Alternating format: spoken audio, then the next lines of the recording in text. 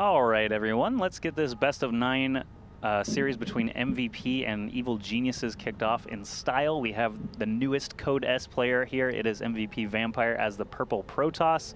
And down in the bottom left corner, we have EG Stefano, who just recently went to Korea to start training as hard as he possibly can. He is the pink Zerg down in the bottom left. That's right, and Stefano has always done very well against Protoss players. He was the guy who originally pioneered that very, very strong 3-base, no-gas, mass roach style. Eventually that was figured out. Protoss players with a handful of sentries and a couple of immortals figured out that they could push that off, and now we start to have a much longer PvZ game. But he still has some very strong strategies that revolve around nice infestor control, really powering ahead in macro, and a lot of Zerg players have actually been going after quite higher tech in this matchup as well, and kind of just rushing for tier 3. Yep, Daybreak is a map also where you just see the double hatch really quickly. Protoss players specifically can stall it slight amounts with their double pylons, but then they leave themselves open to any kind of single base aggression. We actually saw that backfire against one of Hyun's Protoss opponents. I can't remember which one. I think it was actually Titan. Yes, Titan did the double pylon block on this map and one other, and ended up paying for it as he could not hold up to 1 base aggression, let alone 3. Vampire is going to drop a pylon down on his low ground, but not out at the choke area. Okay, so let's see here. Yeah, I mean, he's building it in a little bit closer there. Stefano, of course, very mannered in game, has the good luck, have fun Vampire with the exclamation mark. He and Sheth are always some of the most fun people to watch chat inside of the game. It is a Nexus first coming up for Vampire. So he'd be hard-pressed to put down a pylon, and yeah, he is actually going to give that up for a second, and Stefano takes his hatchery. We saw Liquid Hero actually get punished for that at DreamHack Valencia, going Nexus first and then doing a double pylon block afterwards, and Target just slowly all in him and ended up advancing into the semifinals. Yep, and actually, I think Targa got into our WCS, or not WCS, excuse me, GSL World Championship qualifier that we're going to be starting casting next week. So just to keep everything looped in there, Targa will be having some broadcast games here soon on IPTL as well. But we have a Forge coming up for Vampire. He is actually going to back everything up closer to his Nexus rather than out a little bit further. Just go ramp to wall there. Stefano's Overlord going to get a chance to see everything, including that first cannon. Okay, so things are looking pretty normal for both our players so far. A 4-minute hatchery coming up now for Stefano as well.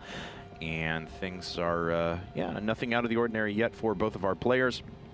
You mentioned that our Blizzard, or not Blizzard, I'm sorry, now you have me thinking There's so many tournaments. GSL World Championships, which will be played out alongside the Code S semifinals and finals at IPL 5. It was given to us to actually pick who the top 5 players were going to be sent out there. We already know that Stefano and Naniwa are getting invites to the Foreigner team, and we had to decide the final 5. So we let people vote on who they would like to see in a 16-man bracket for both Europe and the United, or I guess for the rest of the world. It is even not just North America. And they'll be battling it out to determine the last 5 spots. We'll be broadcasting those games alongside the IPTL playoffs and up and down matches over the coming weeks. Yep, and this is actually the last week of IPTL regular season, so the up and down matches will come alongside GSL World Champ, like you said. And we've got Stefano getting a second hatchery up, excuse me, a third hatchery, second expansion up at that normal location. Still no gas income at all for Stefano. Nope, he's probably built it here in about when this round of drones finishes, I would imagine. Vampire, though, decided to go for very early 3rd and 4th gas.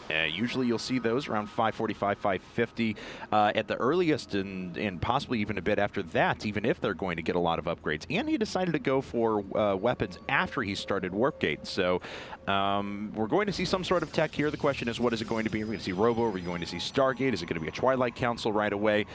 He's also actually able to produce a good number of sentries, and continuing that sentry production may just mean, oh, well, there it is, Twilight Council. All right, Twilight Council up for Vampire obviously opens up his options a little bit. He can, you know, go for Blink, go for Charge Lot Archon. He can get up to Dark Templar if he wants to be a little bit sneakier or try to. We've got Stefano sacking an Overlord now to get a good look at everything. He flies right over the Twilight Council, so definitely aware of those possibilities. He sees an Evolution Chamber actually go up immediately after spotting that, and a Robotics Facility actually coming up for Vampire. Okay, Roach Warren and Evolution Chamber now on the way for Stefano as he does start zergling speed. Doesn't even want to take the risk of bypassing that for a quicker layer tech, as he knows he may be having to fend off some aggression here with that Twilight Council. And it is actually Charge that's being researched. So Charge lots right away, along with the robotic facility being put down. This could result in a very, very powerful attack. We'll see, though, if Vampire wants to put down a third base. Looks like Stefano is already aware of that position, though knows that there's nothing in progress quite yet. Yep, Stefano actually has all the map position right now, holding on to both Zelnaga Towers too, and this Overlord is going to get sacrificed as well. He's got a little bit of a supply block, but he's making a wave of 6 Overlords at the moment. Lair is coming up for him back at home, and he can get started on that infestation pit that you'll normally see, as well as a Spire if he feels like getting there a little bit earlier. Yeah, depends on how quick he wants to move up to that very high tech. Stefano is fond of going for very, very quick, high tech, 11, 12 minutes, something along those lines. And we'll see here now as Vampire gathering up his forces and heading down to the bottom right-hand corner. Puts up a third base, of course.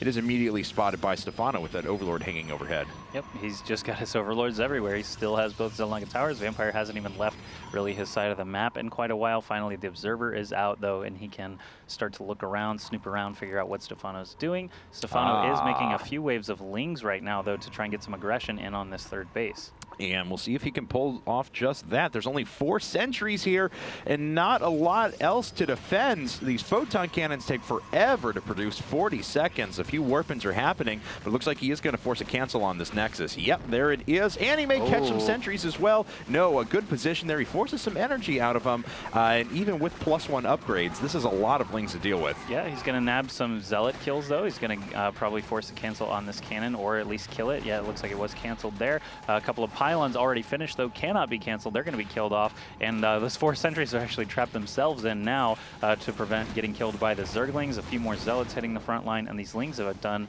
quite a phenomenal job of stalling Vampires out. Yeah, great job. I mean, that was a wonderful investment for Stefano as he's sitting on a pretty good number of drones. I'm sure he'll add on a few more in a bit, but pathogen glands are on the way. He's made a big round of roaches. He'll be able to push ahead to high tech here momentarily, and he's really been able to do all of this uninterrupted. He's taken no pressure whatsoever, and he's delayed the third base from Vampire. It's going to set back any subsequent attack quite a bit. Yeah, killing the third base, making it cancel rather, and taking out all of those Zealots puts Stefano in a great position. We see the Observer overhead, so Vampire knows that this is coming. Still does not commit his Immortal and Sentry Force there to try and protect this. He wants to wait for the Lings to come in, then try to intercept. Stefano still probably is going to force a cancel. No, Force Field's going down, and Vampire, very risky there, did not actually cancel his Nexus. Okay, so the Nexus holds, and it is pretty far down in health, so it'll be down to about 700 hit points or so whenever it finally does finish up. Looks like Vampire, of course, can't get out with his Immortal yet. There was a little block there. Stefano trying to kill that pylon at the same time that he moves forward with a lot of roaches and puts on pressure on this base as well, but the photon cannons are coming online, and it looks like Vampire will finally stabilize for the time being. Yep. However, Stefano does have that 4th base. Sorry. And he's got Infestors actually coming out, and Pathogen Glands did finish. He didn't start any Infestors until after it was already completed, but he was paying attention, you know, to try and get some damage done there. He's got 2/2 melee and armor coming up now out of his Evo chambers, and Templar Archive is just now finishing for Vampire, so it looks like he does want to get some Archons out here soon. Blink is being researched as well, so these 3 Stalkers that are warping in can have some added mobility. He's getting just a very general Stalker, Sentry, and Immortal Force at the moment. I'm curious to see how many Archons he wants to add on here. Hive is actually coming up for Stefano at the same time that he starts that Spire.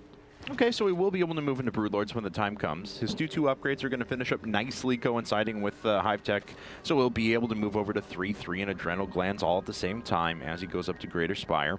Vampire, on the other hand, does not have a robotics bay yet, so no Colossi are going to be a threat for a while. Blink is only now just coming up, and Stefano may have a moment to put on some pressure here before that Blink is done. This is a pretty scary force, though, with 4 Immortals inside. That's quite a huge force. With that much Sentry energy, Force Fields can be dropped for days. These Infestors are going to have to do their work from behind the Force Fields, launching Infested Terrans over the side. Oh, look at this, a full flank from Stefano. He looks like he really does want to commit to this. So there are a lot of Force force fields, though, as we mentioned, the Infestors, looks like he does not want to commit all their energy to try and launch those infested Terrans. Instead, he's just going to bait out a bunch of force fields and run the other direction with all these Lings that get into the main Vampire. What are you doing? He did not have his wall closed. Here come the infested Terrans after the sentries have used a lot more of their energy. All the roaches are corralled inside, though. Looks like all the DPS was on the right side, though. All the stalkers trapped behind these cannons, not able to fire down on the roaches there. They go after a big blink, and all those infestors and roaches are taken out. That's actually a huge swing in both directions. Stefano getting into the main and doing some damage. Actually, only 2 workers killed. Never mind. He actually didn't get that much done. Vampire squashed that force pretty well, though. Vampire's looking pretty good. Stefano is on 5 base now, along with the macro hatch there, so he has a lot of production, actually 2 macro hatches, so he has quite a bit of production at his disposal, but Vampire has the potential to put on some pressure right now. Now, if he gets on creep, he's going to have to watch out for big flanks, and Stefano's getting ready for those here, but this is still, Stefano's got his work cut out for him in the short term. All right, Zealots charging in now to try and get some drone kills, a couple of Lings, and actually now you see the big pink blob on the mini-map coming to respond to this, so Zealots are going to get taken out without too much damage. The main forces of both teams are actually on the middle of the map here. We see a fungal dropped on all the sentries, actually. Another fungal there would take them down pretty far. Lings are already in on the Blink Stalkers, though. Their cooldown is not going to come up again. These Immortals actually trying to stay near the Archon. That's a good move, but there's just too many units here for Stefano. It looks like the Lings and roaches are going to finally whittle down all of those Immortals. Maybe not. It looks like one of them is just barely going to hang on. No, actually, even the Zealot line folds, and this Immortal is in danger as well. That was a total 180. Vampire was looking pretty good there, but a masterful attack, or I should say hold defense from Stefano with great positioning, and he is able to stabilize for the time being as he comes forward with his next round of Infestors, and he has double Spire done, so he's researching 2 upgrades, and he can move up to his big Corruptor Broodlord army momentarily. That was just a crushing defeat for Vampire after winning that other encounter back at his 3rd base. He had a little bit of a supply advantage for a brief time and was at least even with Stefano, but moving in there, I'm not sure what went so wrong for him there. That was really, really rough. I think the Ling upgrades actually, the 2-2 were quite good for Stefano. Can you click on just a Zealot and see what his... yeah, he was at 1-2. Was it? Now okay, 2-2. now 2-2. So actually even upgrades, that's really surprising, but maybe it's just the brute force being able to reinforce so quickly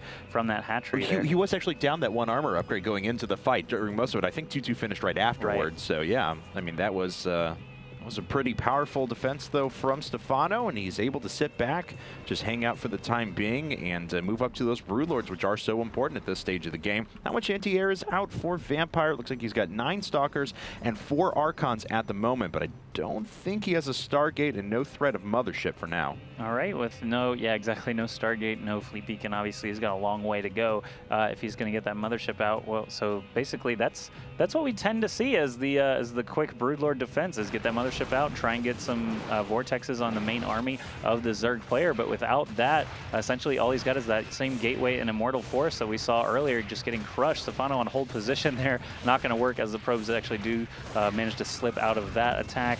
He's going to finish off the 2nd cannon, but it looks like Vampire is actually on the move with all of his forces coming to that top 4th base of Stefano.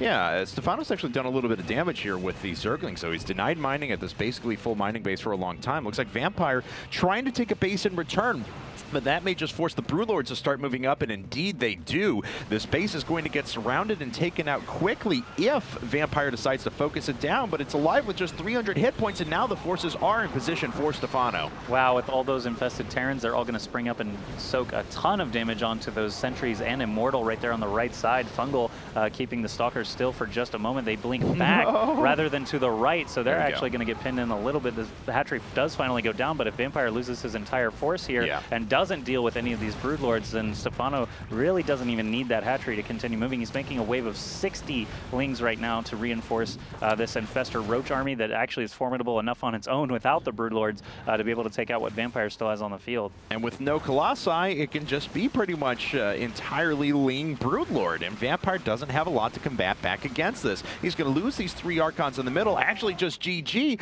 and Evil Geniuses goes up 1-0 in this best of 9. All right, so